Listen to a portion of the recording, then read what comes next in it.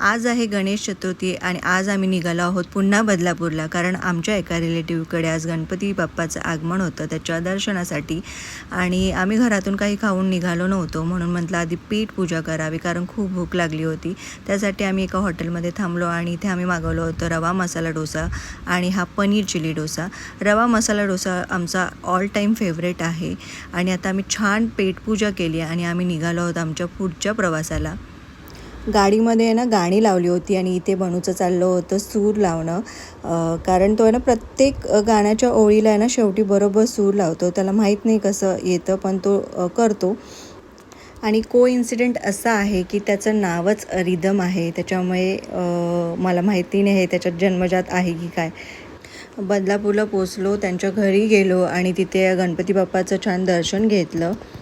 छान दर्शन करून आम्ही इथे जेवायला बसलो, छान जेवण केलं आणि निघालो आम्ही आमच्या घरी. घरी जाताना सागर आणि मी स्कूटीवरून निघालो होतो आणि रिदा माझ्याबरोबर होती, कारण तिला म्हटलं, राजूला म्हटलं तू चालत येतेस तर तिला माझ्याकडे दे. आणि माहीत नाही ती इथे काय तिच्या मनात विचार चालू होते, पण ती एकटक कॅमेऱ्याकडे बघत होती.